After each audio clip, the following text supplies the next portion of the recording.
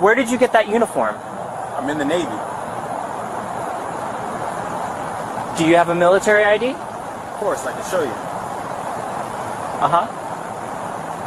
I don't believe you. You don't look military. You look more like a thief. Dress whites, gold buttons, ribbons across the chest. Gas station parking lot, Saturday morning May sun beating down, everything freezes. 72 hours later, the Pentagon gets involved. The Department of Justice opens a federal case, and the deputy who gave that order faces 62 years in prison.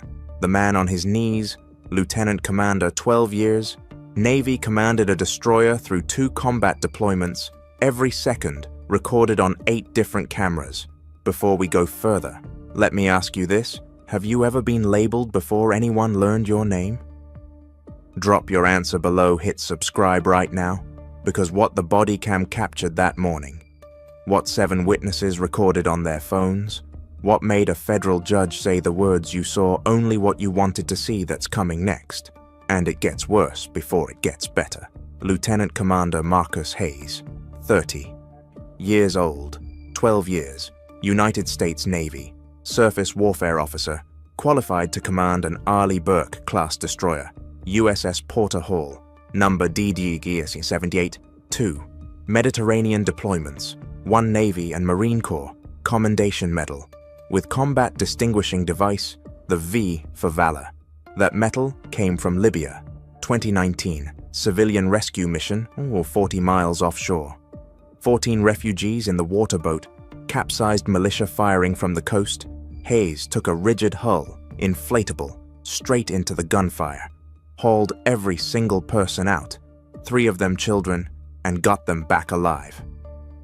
That's who he was this Saturday morning in May.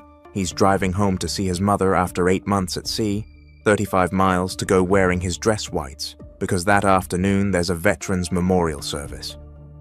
She asked him to attend. She waited 8 months, cooked his favorite meal, didn't know her. Son would be calling from a jail cell instead. Now let's talk about Deputy Kyle Brennan, 36 years old. Sheriff's Department knew, 11 years on the job, his file looks clean on paper, but in reality, 5 civil rights complaints were filed against him between 2019 and 2023. Every single one involving a black citizen, every single one closed without action. 2019, black pastor held 45 minutes at a traffic stop. 2020, black college student matched a description while reading in a park. To 21 black business owner questioned outside his own store.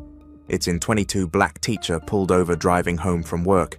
It's 23 black nurse stopped after a night at shift. 2 internal warnings buried in sealed records. 1 civil lawsuit settled quietly with a gag order, and Brennan walked away. Every time people in the black community knew. His name, knew his patrol car, knew to be careful that morning. 9 Crow AM Shell Station, off Interstate 95. American flag snapping in the wind. Big sign out front, reading, "We support our troops."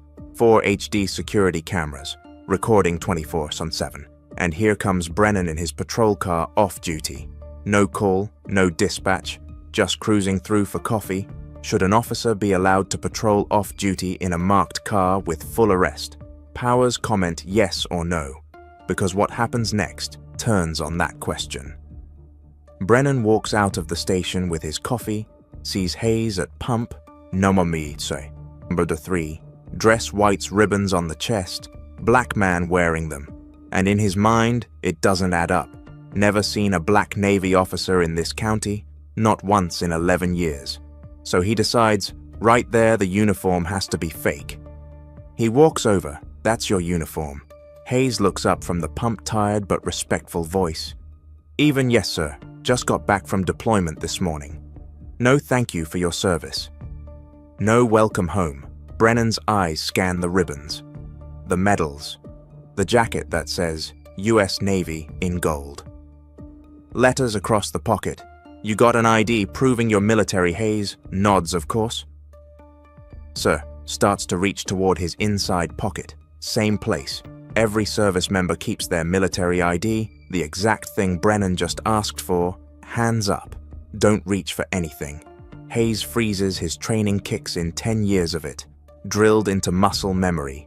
Comply, don't escalate, survive. The encounter sorted out later. Hands go up slowly, palms open, officer. You just asked me for my ID, it's in my pocket. Brennan steps closer, hand near his belt on the ground. Now, sir, I just got home, I'm trying to see my family. I said on the ground bay. The gas station owner steps outside. An older man, maybe 60, wore an army cap every day for the last 15 years. Officer, that's a real Navy uniform. I know what they look like. Brennan doesn't look at him. An elderly customer at pump 2, white hair, weathered face, USMC veteran ball cap, walks over, son. Those are real medals I served. I know a commendation ribbon when I see one that's a Combat V device.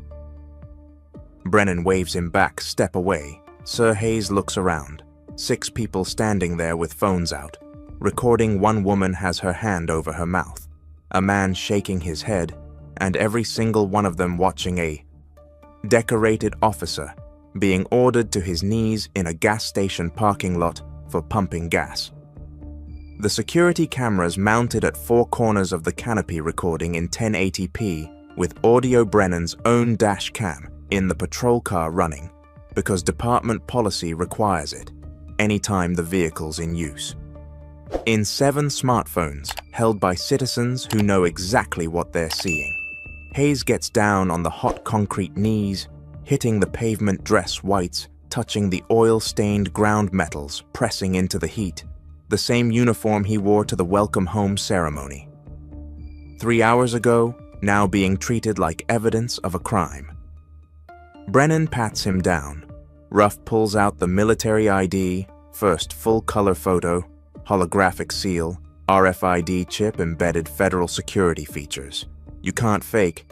Hayes's face matches, perfectly active duty status, printed right there.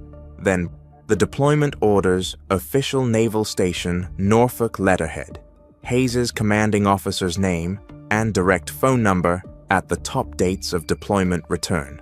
Date stamped, every detail, matches what Hayes just said.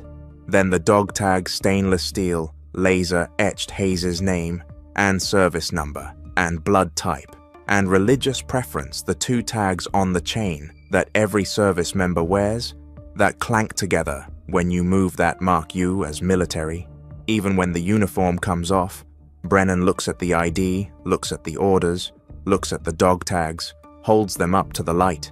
Those could be counterfeit. The gas station owner raises his voice. Now, officer, call his base, the number's right there on those papers. This will take you 30 seconds to verify. Brennan ignores him, pulls out handcuffs, locks them around Hayes's wrists, metal clicking against the commendation metal, and walks him toward the patrol car, while every witness stands there with their phones recording, and nobody, not one person, believes what they're watching. If you'd been standing there that morning, would you have said something? Comment yes or no. The handcuffs click shut, metal against metal, 1 notch tighter than it needs to be.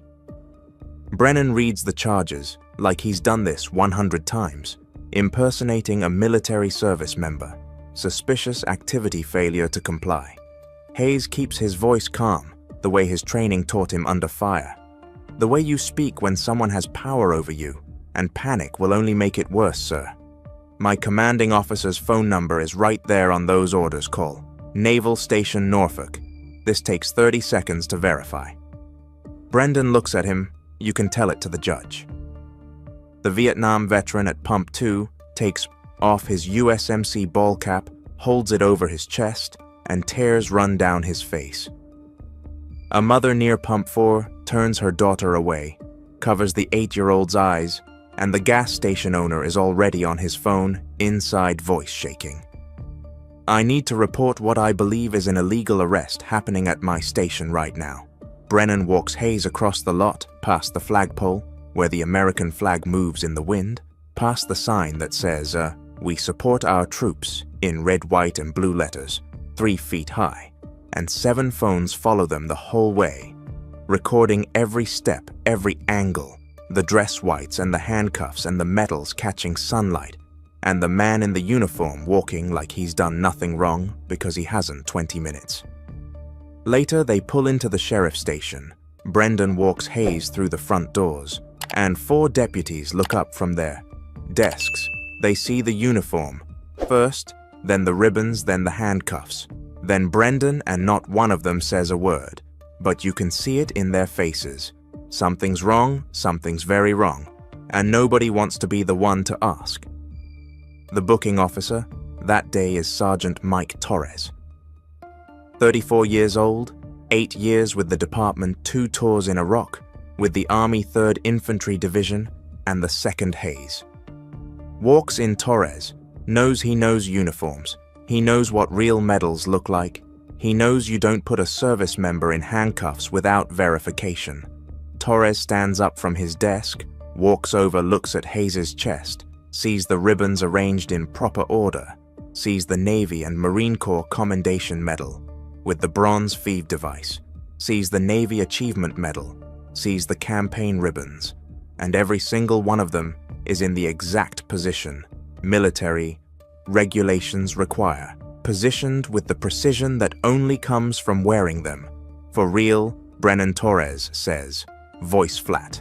What is this? Impersonating the military caught him at a gas station. Torres looks at the uniform again. You checked his ID, could be fake. Torres takes the military ID from Brennan's hand, holds it under the light, sees the holographic seal, shift colors, sees the RFID chip embedded in the plastic, sees every federal security feature that makes these cards nearly impossible to counterfeit. And then he picks up the phone on his desk, dials the number printed on Hayes' deployment orders, puts it on speaker. Naval Station, Norfolk personnel, Command Petty Officer. Chen speaking, this is Sergeant Torres County Sheriff's Department. I'm verifying the military status of Lieutenant Commander Marcus Hayes, service number on file, here 45. Seconds of typing keyboard clicks through the phone line every second, stretching out while Hayes stands there in handcuffs and Brennan stands there trying to look confident in Torres waits. Sergeant Torres Commander Hayes is currently on authorized leave following an 8-month deployment aboard USS Porter Surface, warfare officer, qualified for command, current assignment standing watch officer, and tactics instructor. Service record shows Navy and Marine Corps Commendation Medal with combat distinguishing device for civilian rescue under hostile fire. 2 Navy Achievement Medals, multiple campaign ribbons. He was recommended for promotion to full commander. Last month, may I ask why a law enforcement agency is verifying his status? Torres closes his eyes. Ma'am, he was just arrested for impersonating a military service member. Silence on the other. And then, I'm sorry.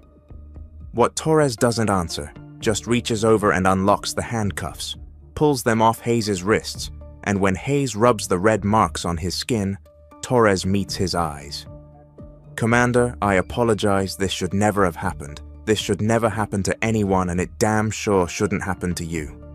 Hayes nods but doesn't speak, and Torres turns to look at Brennan, who suddenly won't meet anyone's eyes, who's staring at the floor. Like maybe if he doesn't look up, this will all go away. It won't type respect in the comments if you think Torres did the right thing. And here's the bigger question. Should Brennan have been allowed to make that arrest in the first place? Off duty, no supervisor, no backup, just his gut feeling, and a badge drop. Your answer below. Naval Station Norfolk doesn't just hang up and forget, they call up the chain. Personnel Command gets notified. Personnel Command calls Naval District Washington. Naval District calls the Bureau of Naval Personnel. Bureau calls the Judge Advocate General's office. JAG calls the Secretary of the Navy Staff. And in 2 hours, 6 phone calls climb the ladder from a booking desk in Georgia to the Pentagon 4 p.m. That same day, office of the Secretary of the Navy. Brief that last 10 minutes, decision made in 3. Treat, this is a federal civil rights case. Notify Department of Justice. Prepare a public statement and get a Navy lawyer on a plane to Georgia. Tonight, Pentagon. Public Affairs sends the release at 4:47 p.m. The Department of the Navy is aware of the unlawful detention of an active duty officer. and is coordinating with federal authorities, while Washington moves. Torres does something different. He drives Hayes home in his personal car, not a patrol vehicle. 5 miles of silence until they pull into the driveway, and Torres says, "We're not all like that. Thank you for your service." Hayes looks at him, tired, still wearing the dress whites that touch the pavement. "Thank you for seeing me." Sunday morning 8:00 a.m., the Department of Justice Civil Rights Division opens a case file, FBI Atlanta Field Office, assigns 2 agents, and here's what matters. They are not investigating whether Hayes committed a crime, because they already know he didn't. They're investigating which federal crimes Brennan committed, because putting an active duty officer in handcuffs without cause under color of law, with a pattern of racial targeting, that's not a mistake, that's a violation. The agents collect everything footage from all 4 security cameras at the gas station, Brennan's dash cam, recording 7 phone videos from witnesses shot from 7 different angles, and they sit down with 11 people who were there, and every single one of them tells the same story. Hayes was polite. Hayes complied. Hayes did nothing wrong. Brendan escalated. Brendan ignored evidence. Brendan arrested him anyway. Then they pulled Brendan's personnel file, those 5 complaints that got closed without action. The ones that looked like noise on paper, now they look like a pattern. 2019 black pastor in a church van, detained 45 minutes, no charge. 2020, black college student reading in a park held for matching a description that didn't exist. 2021, black business owner outside his own store, questioned for suspicious behavior. 2022, black teacher driving home from work, traffic stop that lasted an hour. 2023, black nurse after a night shift, same thing, 5 complaints. 5, black citizens, 0 consequences. And now a 6th case with video evidence and a federal victim. The pattern doesn't just suggest bias, it proves it. While the investigation builds, the videos start moving. First upload hits Twitter at 11:00 a.m. Sunday morning. Caption reads, "Navy officer in dress whites arrested for pumping gas." 1 hour later, 200,000 views. 3 hours trending in Georgia. 6 hours, CNN picks it up. Fox News runs it. MSNBC leads with it. 12 hours, 3 million views. Across platforms. 24 hours. And he shot justice for Hayes is trending nationwide. Top 5 on Twitter. 48 hours. BC covers it. Reuters runs it. Al Jazeera airs it Monday morning, 72 hours after the arrest. Hug million combined views. And it's not slowing down, it's accelerating. Veterans groups respond first. Veterans of foreign wars issues a statement. American Legion calls for accountability. Iraq and Afghanistan. Veterans of America demands a federal investigation. Then the civil rights organizations joined NBO ACP ACLU, Southern Poverty Law Center, and within a week, 40 national organizations have signed a joint letter demanding prosecution. Hayes' mother does one interview, local news, sitting in her kitchen. And when they ask her what she was doing when she found out, she says, "I was waiting with his favorite meal. I hadn't seen my son in 8 months. I got a call saying he was in jail." Wednesday, federal prosecutors file charges, 5 counts assault on a military service member. Federal crime under U.S. Code. Title 18 carries up to 20 years deprivation of rights under color of law. Title 18, Section 2, 42, up to life if bodily injuries involved false imprisonment. Title 18, Section 2340, up to 15 years official misconduct. State and federal, up to 10 years. Hate crime enhancement pattern of racial targeting.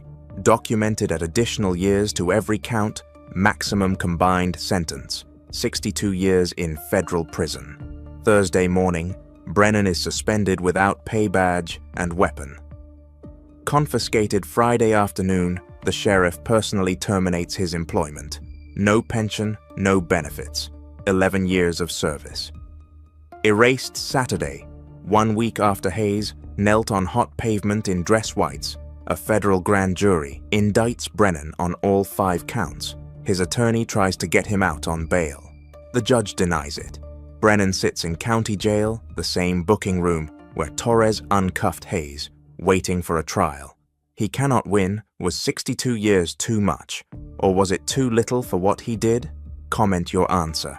4 months later at the federal courthouse in Atlanta, the courtroom packed wall to wall with media and veterans and people who watched the videos and needed to see how this ends. The judge is a former Navy captain, 28 years of service, before the bench, and the jury has 3 veterans on it, 2 Army, 1 Marine. And when Hayes walks in and sits in the front row, wearing his dress whites, every ribbon in perfect position. Nobody in that room has any doubt about what they're watching.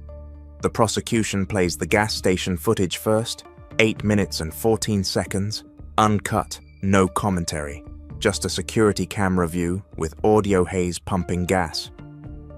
Brennan approaching the conversation, the order to the ground, the handcuffs, the witnesses, speaking up and being ignored, all of it in high definition, with timestamps running in the corner. Brennan's defense attorney tries everything. My client didn't recognize that as a military uniform. Your Honor, the prosecutor stands up. What did the jacket say across the pocket? US Navy and the medals on his chest? Were they visible? Yes, and your client still arrested him. Silence, the lawyer pivots. The military ID could have been fake. My client had reason to believe the prosecutor walks to the evidence table, picks up Hayes's military ID, holds it under a UV light in front of the jury, and the holographic seal glows blue and gold, shifts colors when you move it. And then she takes out a card, reader scans the RFID chip embedded in the plastic, and Hayes's service record appears on the screen. In real-time name, rank, photo, active duty status. All of it verified in 15 seconds. In open court, a Navy uniform expert testifies next former Master Chief with 30 years in, and he walks the jury through every detail of Hayes's dress, whites the ribbons arranged in exact order of precedence, the devices positioned with POTS, millimeter precision, the insignia correctly placed, a combination of awards that you can only earn through documented service. This uniform was earned, not bought. A civilian couldn't get these details right.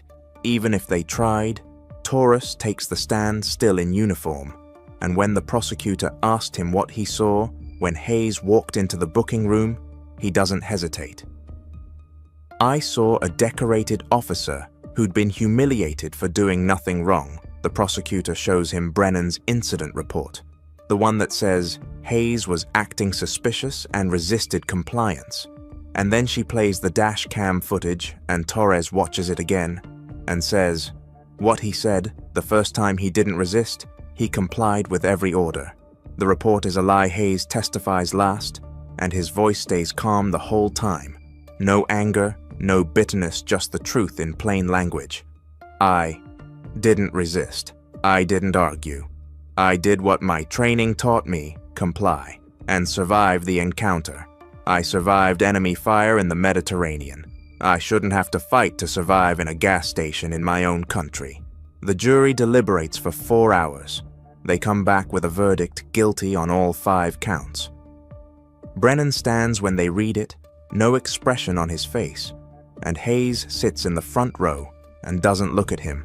And Hayes's mother sits 3 rows back and cries, not from joy, from relief, from 8 months of carrying this weight, and finally being able to put it down 2 weeks later. Sentencing, the judge speaks for 10 minutes, and his voice is measured and cold.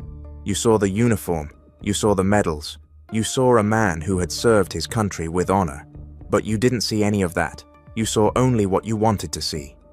You humiliated a decorated officer in front of his community for no reason other than your own. Assumption sentence is 62 years in federal prison, no possibility of parole. Hayes files a civil lawsuit against the county. It settles in 6 months for $18.7 million, the largest police misconduct settlement in the state's history. And when reporters ask Hayes what he'll do with the money, He says, "I didn't do this for money. I did it so the next black officer can pump gas in peace 8 months after the arrest," Hayes testifies before Congress House Armed Services Committee. And he tells them something that stays in the record. "I have PTSD from combat, but the arrest was worse in combat. I knew who the enemy was at that gas station. I was the enemy in my own country." Congress passes the Service Member Protection Act. Law enforcement must verify military status through official channels. Before detaining anyone in uniform, Hayes' arrest footage became mandatory training material in 47 states. The Pentagon creates a 24-hour hotline for service members who face discrimination. Today, Marcus Hayes is a full commander commanding officer of a new Arleigh Burke-class destroyer, still serving the country that failed him that morning. Kyle Brendan is 3 years into a 62-year sentence in a federal supermax facility. No visitors, no calls, no way out. Mike Torres was promoted to lieutenant, runs a civil rights and de-escalation training program for his entire department. But here's the truth that should bother you. Hayes had advantages. Most victims don't. He had medals, he had Pentagon backing, he had crystal clear video from 8 angles. Most people who face this kind of treatment have nothing. No credentials that force the system to care. No evidence that goes viral. No federal investigation, no justice at all. So the question isn't whether this case was resolved correctly. The question is, how many people have to kneel on pavement before accountability becomes automatic instead of exceptional? If stories like this matter to you, hit subscribe. Right now, we're exposing these cases every single week, and the only way the system changes is if enough people refuse to look away. Drop a comment. Does the system need more change? Or was this case enough? And if you know someone who needs to see this, share it, because justice only works when we're all paying attention. I did search your establishment. We've received a complaint. Do you have a warrant, officer? I don't need a warrant. I'm conducting an investigation. Step aside. The Fourth Amendment says you do. You're not coming in without one. Officer James Sullivan assumed it would be a routine inspection. Anonymous complaint, suspicious activity, black-owned business. In his mind, resistance was guilt and compliance was required. He had conducted dozens of these searches, walking into businesses with nothing more than his badge and his authority, never questioned, never challenged.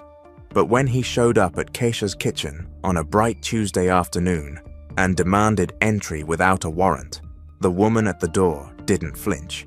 Keisha Washington, a lifelong Minneapolis resident who had built her restaurant from nothing, knew her rights, and when she refused him entry, citing the Fourth Amendment with a calm that unnerved him, Officer Sullivan made a decision that would cost the city of Minneapolis $4.7 million. Before we continue, where are you watching from? If this is your first time here, please hit that subscribe button. Stories like these need to be shared, and your support helps us bring more truth to light. Sullivan had been with the Minneapolis Police Department for 9 years, working the 3rd Precinct with a reputation for aggressive enforcement. He had been the subject of 4 civilian complaints, each alleging excessive force or violations of constitutional rights, but none had resulted in discipline. His supervisors praised his proactive approach, his willingness to go where other officers hesitated. In reality, Sullivan operated on the assumption that his badge gave him access to anywhere he wanted to go, that the Fourth Amendment's protections against unreasonable search and seizure were suggestions rather than constitutional requirements. He had walked into dozens of minority-owned businesses, restaurants, shops, service centers, demanding entry, conducting searches, finding violations, real or imagined. And until that Tuesday afternoon, no one had told him no. The call had come in at the 4:47 p.m. anonymous complaint about Keisha's Kitchen, a soul food restaurant in South Minneapolis. The caller claimed there were health code violations, possible employment violations, suspicious activity in the kitchen. No specifics, no evidence, Just vague accusations that should have been referred to the proper authorities, health inspectors, Labor Department officials, licensing agencies. But Sullivan didn't wait. He grabbed his partner, Officer Lisa Chin, and headed to the restaurant. Both officers activated their body cameras as they pulled up to the storefront at 2:23 p.m., the afternoon sun bright and unforgiving, casting sharp shadows across the street. Kesha's kitchen sat on a corner lot, a modest establishment with large windows that let passers-by see inside. The lunch rush was winding down, a few tables still occupied with customers finishing their meals. The smell of fried chicken and cornbread floated through the propped open door, carried on the warm afternoon breeze. Kesha Washington was behind the counter, processing a credit card payment for an elderly couple, when she saw the two uniformed officers approaching. Her stomach tightened. She had grown up in North Minneapolis, watched her mother work 2 jobs to keep them afloat, put herself through culinary school while working nights at a diner, saved for 5 years to open her own place. She knew what it meant to build something from nothing in a community that had been over-policed for generations, and she knew her rights as an American citizen. Sullivan's body camera captured his approach, the view steady as he walked toward the entrance, his hand resting casually on his belt. Chen's camera provided a side angle, recording the storefront, the hand-painted sign reading Car's Kitchen with a small crown dotting the eye, the healthy plants in the window boxes. Sullivan pushed through the door, the bell above it chiming softly, and his camera recorded the interior.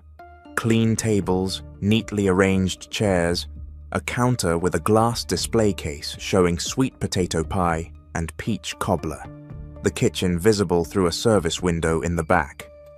"Excuse me," Sullivan called out, his voice carrying authority. "I need to speak with the owner." Kesha finished the transaction, smiled at the elderly couple, then turned to face the officers. Chen's camera captured her expression, calm and composed. A black woman in her late 30s with natural hair, pulled back in a neat bun, wearing a simple black shirt and apron. "I'm the owner," she said, her voice carrying the confident warmth of someone who had built her business on hospitality and hard work. "How can I help you?" Sullivan stepped closer to the counter, his camera recording his own perspective as he moved through the dining area. "I'm Officer Sullivan, Minneapolis PD. We've received a complaint about this establishment. I need to conduct an inspection of the premises." Keisha's hands rested on the counter, her posture relaxed but alert. Both cameras captured her response. "What kind of complaint?" "That's not your concern right now," Sullivan replied, his tone dismissive. "I need access to your kitchen, your storage areas, and your employee records." The afternoon sunlight streamed through the windows, illuminating the entire scene in perfect clarity. Kesha tilted her head slightly, her expression unchanged. "Officer, I'm happy to cooperate with any legitimate inspection, but I need to see a warrant." Sullivan's jaw tightened, the muscle movement visible on Chen's camera from the side. "I don't need a warrant. This is a commercial establishment and we've received a complaint. That gives me the authority to inspect." "Actually, officer, it doesn't," Kesha said calmly, her voice steady. "The Fourth Amendment protects my business from unreasonable searches. Unless you have a warrant or unless there's an immediate emergency, you need my consent to enter the non-public areas of my restaurant, and I'm not giving you consent without seeing a warrant." Chin shifted uncomfortably, her camera angle wavering slightly.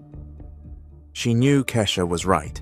She had sat through the same constitutional law training that every officer received, had learned about the Fourth Amendment's protections, about the requirements for warrantless searches, but she said nothing, unwilling to contradict her partner in front of a civilian. Sullivan's face flushed, the color change visible even in the bright interior lighting. "Ma'am, don't make this difficult. I'm trying to be reasonable here. If you have nothing to hide, you should have no problem letting me look around. Whether I have something to hide isn't the point, Keisha replied, her voice still calm but firmer now. The issue is the Constitution. The Fourth Amendment doesn't disappear just because I own a business. It protects me from unreasonable searches. And a search without a warrant, without my consent, and without exigent circumstances is unreasonable. Should police officers be required to obtain warrants before searching private businesses? Comment below. This wasn't just about one restaurant. This was about whether the Fourth Amendment applies equally to black business owners, or whether a badge is enough to override constitutional protections. Sullivan leaned against the counter, his camera recording his own hands as they gripped the edge. You're refusing a lawful order from a police officer. That's obstruction. I'm exercising my constitutional rights, Kesha corrected, her hands still resting calmly on the counter. That's not obstruction. That's what being an American citizen means. If you have probable cause to believe a crime is being committed, get a warrant. I'll wait right here. The remaining customers in the dining area were watching now, their attention drawn by the escalating confrontation. Chen's camera captured them. An older man with a newspaper, two women in business attire, all frozen mid-meal, all watching. Sullivan straightened, his posture becoming more aggressive. Step aside. I'm coming back there to inspect your kitchen. No, you're not, Kesha said, moving to position herself directly in front of the service window. Not without a warrant. Sullivan's hand moved toward the gate that separated the counter area from the dining room, his intention clear. Chen's camera recorded the movement, the reach for the latch. Ma'am, final warning. Move aside or you'll be arrested for obstruction. Keisha didn't move. Officer, I'm not obstructing anything. I'm standing in my own restaurant behind my own counter. You have no legal right to come back here. The Fourth Amendment is clear. No unreasonable searches. You want to search my kitchen? Get a warrant. Until then, you can leave. The tension in the room was palpable, captured on both body cameras. The afternoon sun created stark contrasts, light and shadow, right and wrong. Sullivan's breathing was audible on his microphone, fast and angry. You're making a big mistake, he said, his voice low and threatening. When I come back with that warrant, I'm going to find everything. Every violation, every problem, everything you're trying to hide, and then we'll see how smart you think you are. I'm not hiding anything, Keisha replied, her voice never rising, never showing fear. I run a clean business. I follow every regulation, but that doesn't mean you get to violate my rights. Get your warrant, officer. Do your job legally. Sullivan stared at her for a long moment, his face captured in profile on Chen's camera. Fury and disbelief warring in his expression. He had never been refused like this. In 9 years of policing, he had walked into dozens of businesses, black-owned, immigrant-owned, minority-owned, and conducted searches without warrants, without resistance. This calm defiance, this citation of constitutional rights, it shattered every assumption he had held about his authority. Let's go, he said finally to Chin, his voice tight. We'll get the warrant. He turned toward the door, his camera recording his view of the exit. But before leaving, he stopped and looked back at Kesha. You just made an enemy, lady. You're going to wish you hadn't done this. I don't think I will, Keisha said quietly, her hands still resting on the counter. I think I'll remember this as the day I stood up for the Constitution. Sullivan and Chin left, the bell above the door chiming as they exited.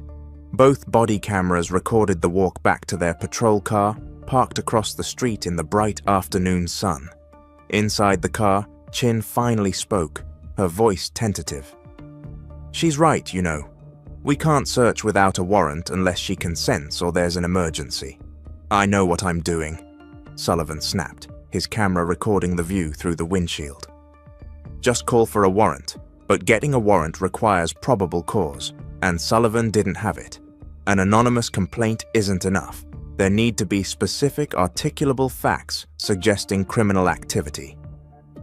Sullivan tried anyway, calling the duty judge and explaining the situation. The judge listened, asked pointed questions about what exactly the complaint had alleged, what evidence Sullivan had observed, what probable cause existed. Sullivan's answers were vague, circular, increasingly desperate. The judge denied the warrant request. "Officer, an anonymous complaint about unspecified violations isn't probable cause," the judge said. Her voice captured clearly on Sullivan's body camera audio. "If you have actual evidence of criminal activity, come back with an affidavit detailing that evidence, but I'm not issuing a warrant based on what you've told me." Sullivan ended the call, his frustration evident on both officers' cameras. "We're going back," he said. "She's going to let us in." "She has the right to refuse," Chin said, carefully. Her camera recording Sullivan's profile as he stared at the restaurant across the street. "We can't force entry without a warrant." "Watch me," Sullivan replied, opening his car door. The timestamp on both cameras showed 3:15 p.m. They had been gone for less than an hour, but Sullivan was returning, and this time he wasn't asking. Both body cameras recorded the second approach. The afternoon sun was still bright, the shadow slightly longer, but the visibility perfect. Sullivan walked faster this time, his posture aggressive, his hand near his weapon in what would later be described as an intimidation tactic. Chin followed, her camera capturing her own reluctance in the dragging pace of her steps. Sullivan pushed through the door without waiting, his camera recording the interior again. The lunch customers were gone now, the dining room empty except for a young woman clearing tables.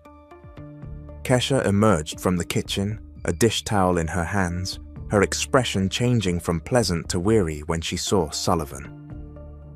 "Officer," she said, her voice careful, "did you get your warrant?" "I don't need a warrant," Sullivan said, his voice louder now, more aggressive. "I'm conducting an inspection under my authority as a law enforcement officer." "Step aside." "We already had this conversation," Kesha replied, setting the dish towel on the counter. "The answer is the same. No warrant, no entry. That's the Fourth Amendment, officer. It's not negotiable." Sullivan moved toward the counter gate, his hand reaching for the latch. "I'm coming back there. You can move or you can be arrested."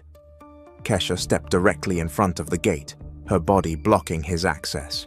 Chen's camera captured the confrontation from the side, both figures clearly visible in the afternoon light streaming through the windows. "You're not coming back here," Kesha said, her voice rising now, firm and clear. "You have no warrant, you have no consent, you have no emergency. What you're trying to do is illegal, and I'm not going to let you violate my constitutional rights. You're obstructing a police officer," Sullivan said, his hand on the gate latch, pulling. "Move now, or I'm arresting you." "Go ahead and arrest me," Kesha said, not moving. "But know that when you do, when you enter my business without a warrant, without my consent, you're violating the Fourth Amendment, and I will sue you and the city for every penny I can get." The young woman clearing tables had pulled out her phone, her hands shaking as she pointed the camera at the confrontation.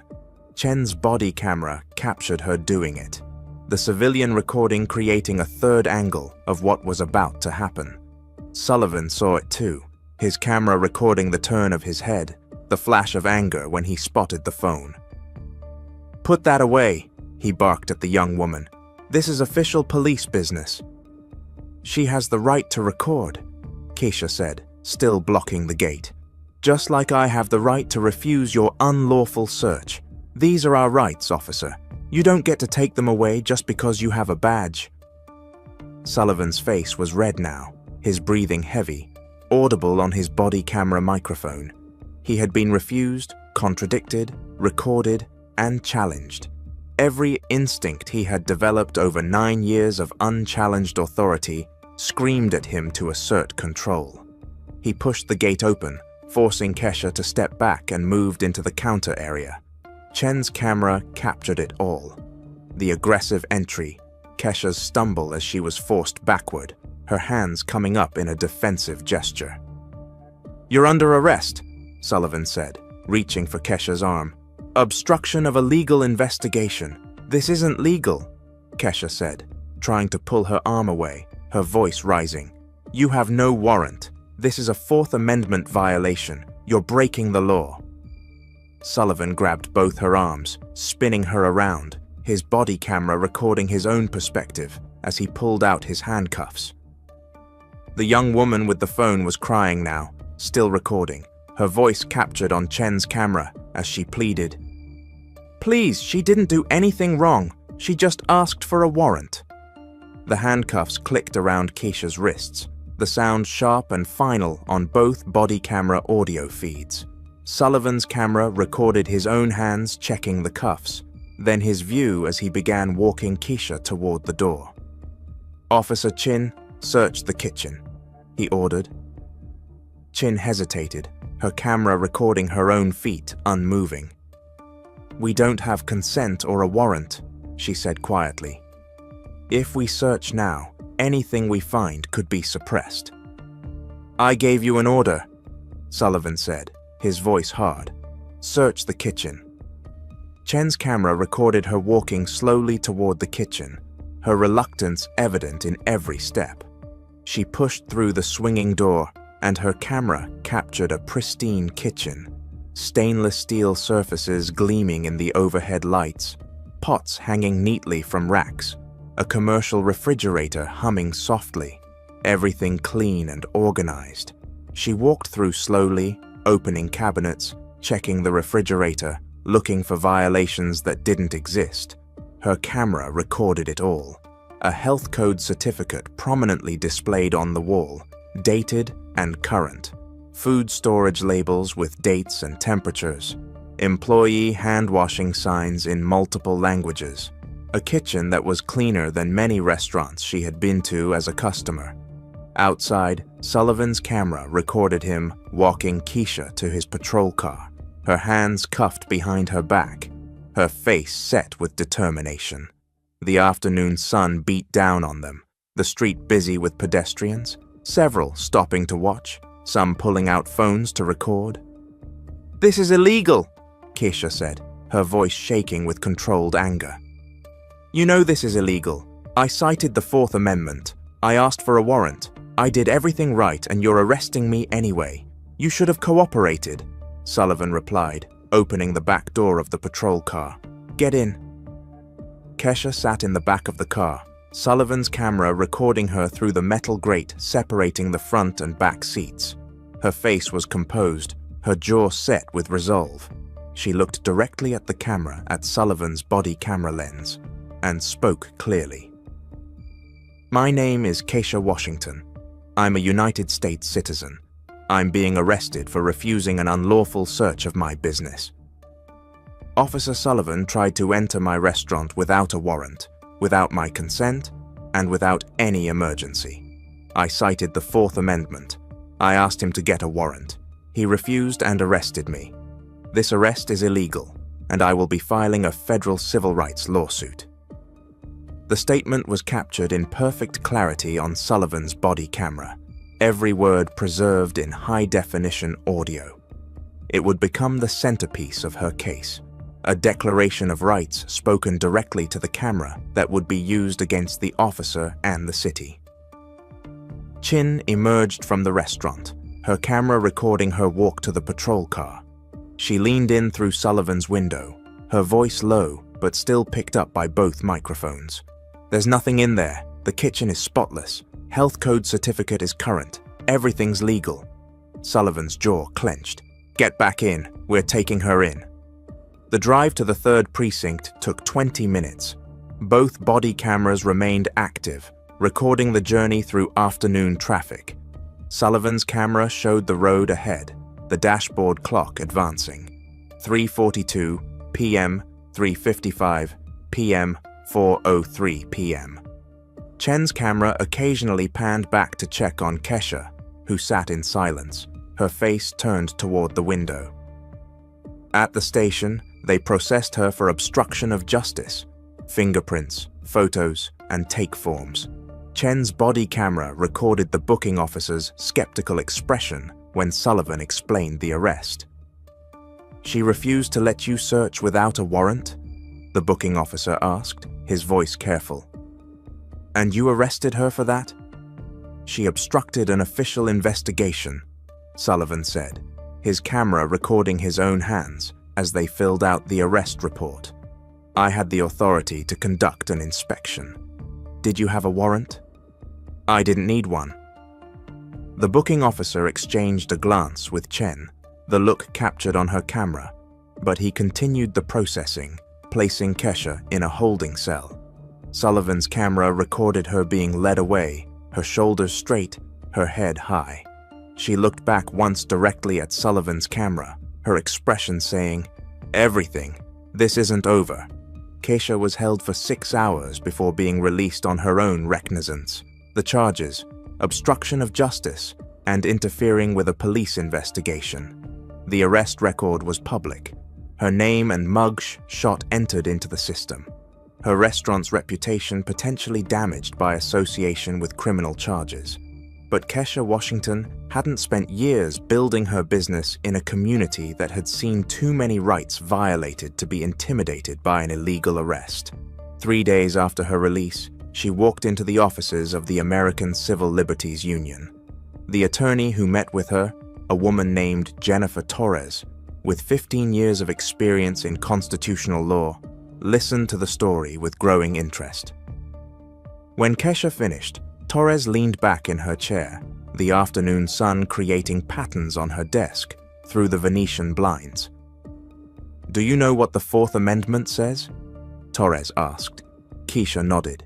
"It protects against unreasonable searches and seizures. It requires warrants based on probable cause. It's one of the fundamental protections that's supposed to apply to all of us equally, though we know that's not always the case in practice."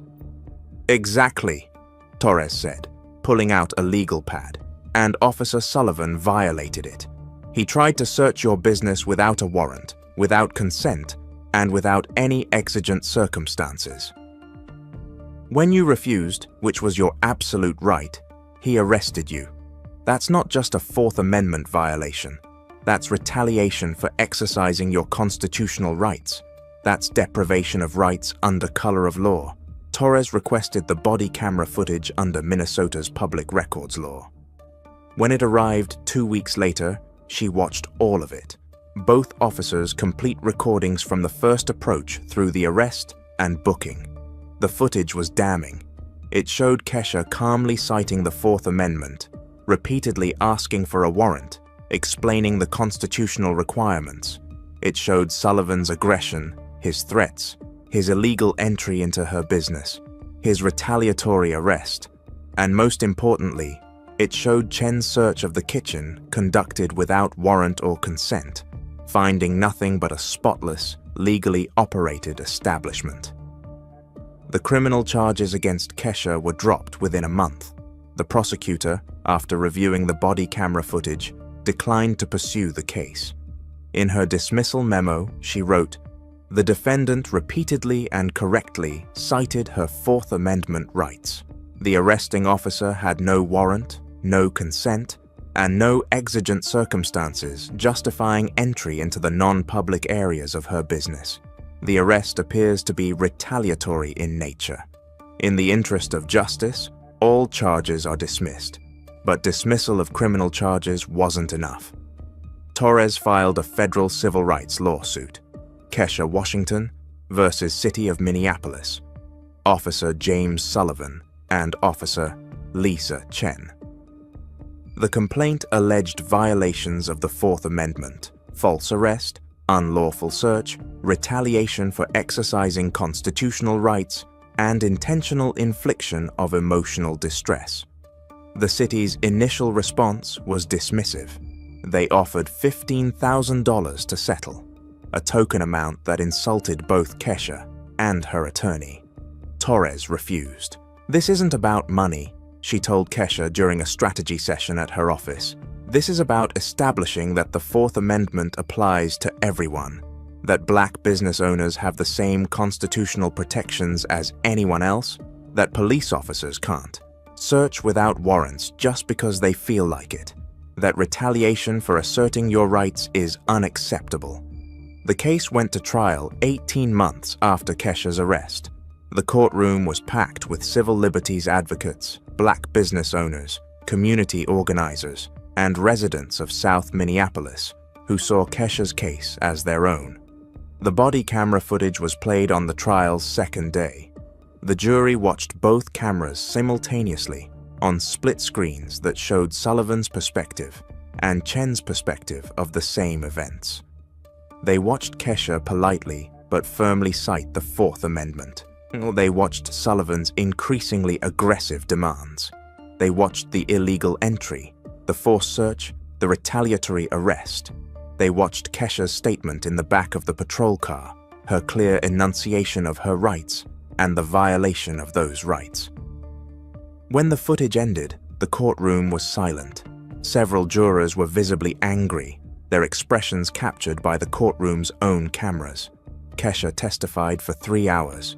She explained, growing up in Minneapolis, watching her community experience over-policing, learning her rights because she knew she might need them. She described building her business, creating jobs in her neighborhood, becoming a pillar of the community. I knew my rights because I had to, she told the jury, her voice steady despite the emotion. I've seen too many people in my community have their rights violated.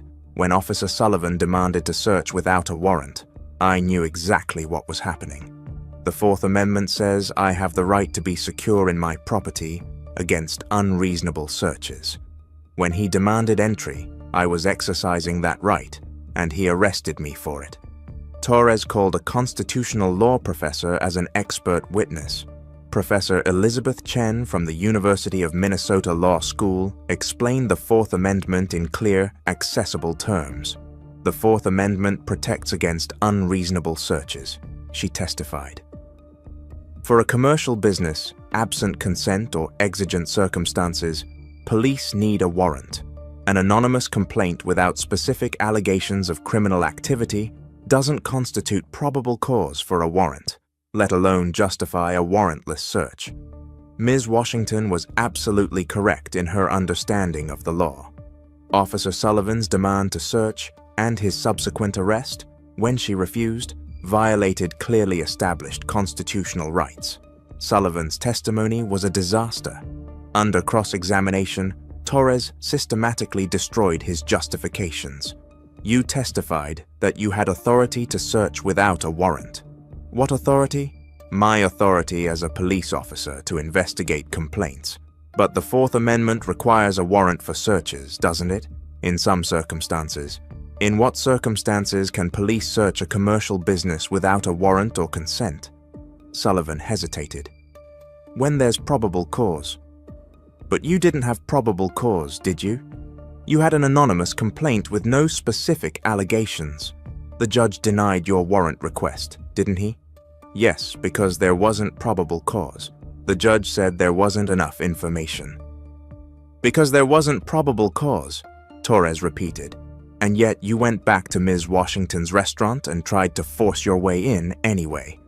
I had an obligation to investigate. You had an obligation to follow the Constitution, Torres said, her voice rising. The Fourth Amendment isn't a suggestion. It's not optional. Is the supreme law of the land and you violated it. The city tried to argue that Sullivan had qualified immunity, that a reasonable officer could have believed his actions were lawful. Torres destroyed that argument with the body camera footage. Ladies and gentlemen, she told the jury in her closing argument, M. Washington cited the Fourth Amendment. She explained the warrant requirement. She asked Officer Sullivan to get a warrant. She did everything right and Officer Sullivan arrested her anyway. That's not a reasonable mistake. That's a willful violation of clearly established constitutional rights. That's exactly what qualified immunity doesn't protect. The jury deliberated for 2 days. When they returned, the verdict was unanimous. Guilty on all counts. The damages phase took another week. The jury heard testimony about Kesha's emotional distress, her fear of police, her trauma from being handcuffed and arrested for exercising her rights. They heard from customers who stopped coming to her restaurant after her arrest, worried about being associated with someone they'd seen in a mugshot online. They heard from a business valuation expert who calculated the financial damage to her restaurant's reputation and revenue. When the jury announced the damages, the courtroom erupted in applause. $2.3 million in compensatory damages for emotional distress, lost business revenue, and violation of constitutional rights. $2.44 million in punitive damages specifically calculated to punish the city for allowing officers like Sullivan to operate without proper training or accountability. Total $4.7 million. Kesha broke down crying, surrounded by her attorney, her family, members of her community. Torres stood quietly watching the jury.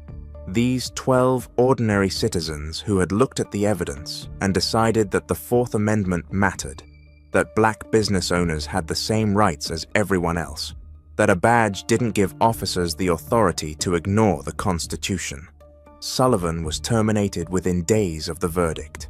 Chin, who had reluctantly participated in the search, received a suspension and mandatory constitutional law retraining.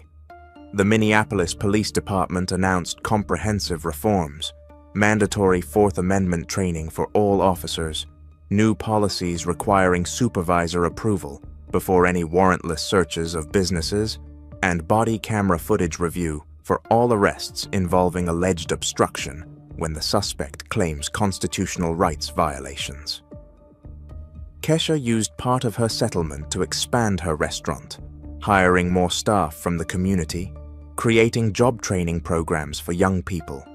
She became a powerful voice in Minneapolis, speaking at community meetings, teaching people about their constitutional rights, sharing her story of standing up to a police officer and winning. The body camera footage became a teaching tool in law schools and police me's across the country, a stark example of what happens when officers ignore the Fourth Amendment and how citizens can and should assert their rights. And in Minneapolis, Keisha Washington's case became legend, a reminder that the Constitution protects everyone equally, that rights asserted are rights preserved, and that sometimes the most powerful act of citizenship is simply saying no when authority oversteps its bounds. If you believe the Fourth Amendment should protect all Americans equally, that police need warrants to search our businesses, and that standing up for constitutional rights should be celebrated, not punished, hit that subscribe button and turn on notifications.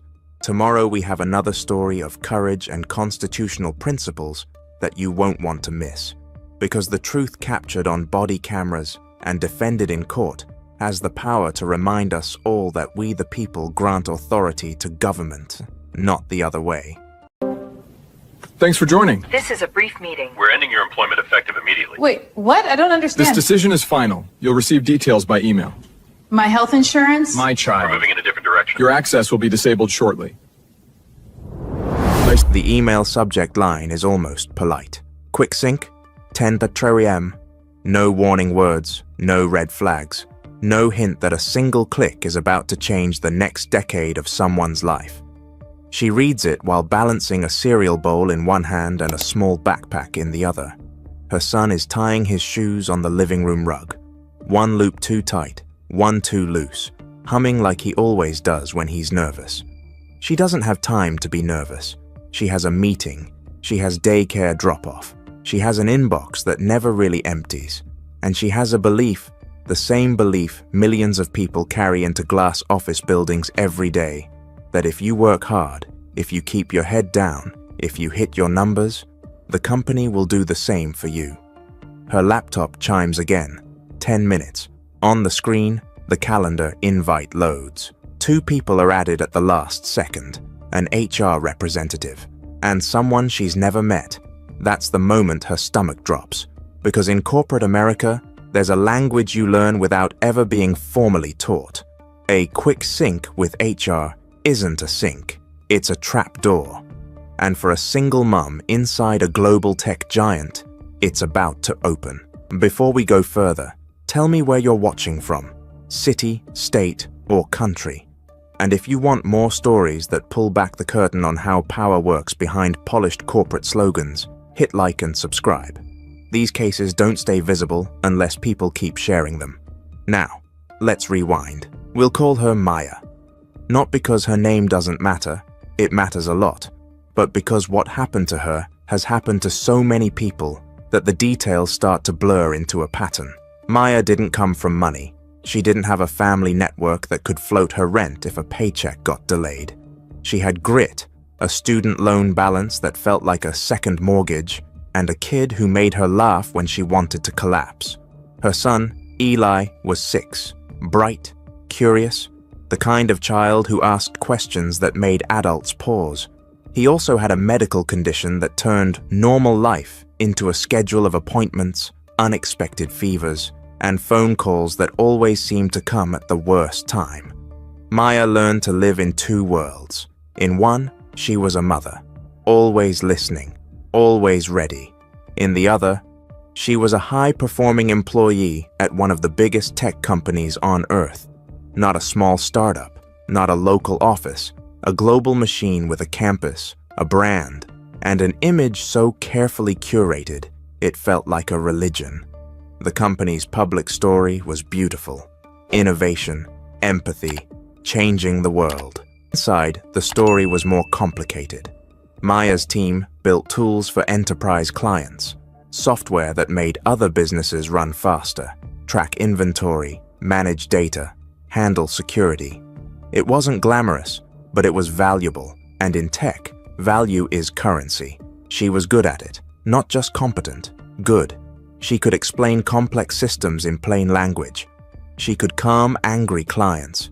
She could keep projects moving when engineers and product managers were stuck in meetings, arguing over definitions. Her performance reviews said the kind of things managers love to repeat when they're recruiting. Strong communicator, reliable, exceeds expectations. And for a while, it worked. Maya clocked in early, clocked out late. She answered messages from the pediatrician with one hand and client questions with the other. She didn't complain, or because she believed there was a trade happening, her loyalty for stability, her sacrifice for security. But then, the company changed. Or maybe it didn't change. Maybe she just saw it clearly for the first time. It started the way so many corporate nightmares start. A new manager. He arrived with fresh energy and a resume full of impressive names. He spoke in polished phrases, high standards, operational excellence, winning culture. At first, Maya tried to like him. She volunteered for extra work. She offered to train new hires. She stayed late to make sure a high-value client didn't churn. Then Eli got sick. Not the normal kind of sick. Not a keep him home for a day kind of sick. The kind that makes you sit in a hospital chair at 2 a.m. watching a monitor rise and fall. Maya texted her manager. She explained she needed to step away for a few hours. She offered to handle anything urgent from her phone. She didn't want sympathy. She wanted flexibility. The response came back short. "We need you fully available during core hours. Let's discuss tomorrow." Core hours. It sounded harmless, a scheduling preference. But if you've ever worked in a high-pressure corporate environment, you know core hours is never just time. It's control. The next day, Maya showed up exhausted. Her eyes burned. Her body felt like it had been replaced with wet sand. She still delivered her updates. She still answered questions. After the meeting, her manager pulled her aside. He didn't ask about Eli. He didn't ask if she was okay. He asked about commitment. "Maya," he said, "this role requires intensity. It's not a 9 to 5. We need people who are all in." All in. The words hung in the air like an accusation. Maya didn't say what she wanted to say. That she had been all in for years. That she'd done late nights, weekends, holidays. That she'd made it work. Instead, she nodded. Because mothers learn early that explaining your humanity can be used against you. She requested a formal accommodation, not a favor. not a casual arrangement, a documented schedule adjustment for medical appointments. She did it the right way, through HR, through the forms, through the process the company claimed existed to protect employees. And that's when the temperature changed. After the accommodation request, small things started happening.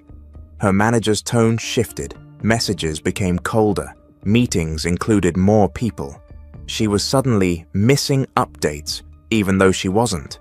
She was suddenly not proactive, even though she was handling the same workload she always had. Then came the Performance Improvement Plan, the PIP. In tech, a PIP isn't a plan, it's paperwork, a corporate death certificate with a due date. Maya sat in a conference room while her manager slid a document across the table. The language was sterile.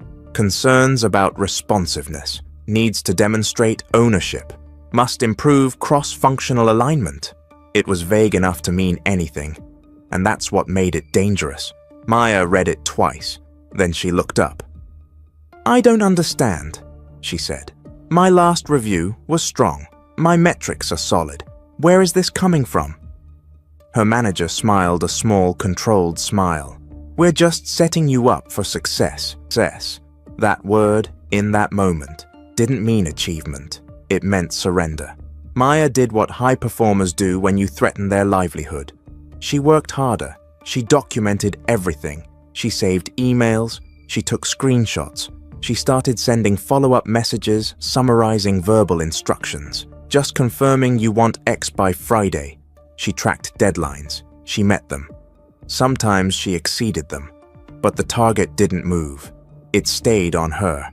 One afternoon, she was pulled into another, quick sync. The same kind of invite, the same tight time window. And again, at the last second, HR appeared. Maya's pulse hammered. On the call, her manager spoke first. "We've decided to end your employment effective immediately." Maya didn't speak, not because she didn't have words, because her brain refused to believe what she was hearing. "What?" she finally managed. HR cut in. "This decision is final. You will receive information about your severance and benefits in an email." Severance, benefits, email. They talked like they were reading a recipe. Maya's throat tightened. "I have a child," she said. "My health insurance." Her manager interrupted. "We appreciate your contributions, but we're moving in a different direction. Different direction." Maya stared at her own reflection in the dark laptop screen. A woman in a hoodie, hair pulled back, eyes wide. She realized something brutal. In that moment, she wasn't a person. She was a line item. And line items don't have children. After the call ended, the world didn't pause. Her phone buzzed, a daycare reminder, a grocery store notification, a calendar alert. Eli still needed to be picked up. Dinner still needed to happen. Maya sat at her kitchen table and opened the email HR sent. It was the corporate version of a goodbye card, polished, empty. Then she tried to log into her work accounts, locked out, her projects, her files, her work history, all sealed away behind a password she no longer had. It's a strange kind of erasure, like being deleted while you're still breathing. That night, she didn't tell Eli. She tucked him into bed. She listened to him talk about a school project. She smiled like nothing had happened. Then she walked into the bathroom, closed the door, and slid down to the floor. Not dramatic, not loud, just quiet, because she couldn't afford a breakdown. She could only afford a plan. Maya started by doing what people always do when they're shocked. She tried to make it make sense. She reread her performance reviews. She compared the dates. She looked at the timeline, strong reviews, accommodation request, PIP, termination. The pattern was too clean. And in that clean line, she saw the ugly truth. This wasn't about performance. It was about permission. She had asked for a protected thing, flexibility, medical time. Something the law, in certain circumstances, supports. And the company had answered in the only language it trusted: consequences. Maya spoke to an employment lawyer, then another, then another. Some were cautious, some were blunt. One told her, They have endless resources. They will drag this out. Another asked, "Do you have documentation?" Maya opened a folder. Email threads, messages, meeting notes, screenshots. She hadn't planned to build a case. She had planned to survive. But survival had accidentally made her meticulous. The lawyer leaned back. "Okay," he said. "This is something." The lawsuit begins quietly. A complaint filed, a case number, a set of allegations that most people won't understand until you translate them into human terms. Wrongful termination, discrimination, retaliation, failure to accommodate. A global tech giant responds with a denial. Of course it does. They say she was fired for performance. They say the company followed policy. They say the timeline is coincidence. Then the process begins. Discovery. This is the part nobody puts in the inspirational corporate commercials. This is where the story moves from feelings to evidence. Lawyers request internal emails, Slack messages, performance records, policies. The company fights. They delay. They claim certain things are confidential. They produce documents in batches. Maya's life becomes a split screen. On one side, her son's homework, doctor visits, a new job hunt that feels like begging. On the other, legal paperwork, depositions, deadlines. And all of it happening while the company continues to advertise itself as a place that supports families. Then comes the deposition. A room, a court reporter, a table full of lawyers. Maya sits with her attorney, hands folded so tightly her knuckles turn pale. Across from her, the company's lawyers ask questions like scalpels. "Isn't it true you missed deadlines?" "No." "Isn't it true you were distracted by personal issues?" "My child was sick. I requested approved time." "Isn't it true your manager had concerns before the accommodation request?" Maya's attorney slides documents across the table. Performance reviews, praise emails, client feedback. For hours, Maya holds her ground, not with anger, with facts. And sometimes, in the pauses between questions, you can see the real weight, because this isn't just a job. It's identity, it's survival.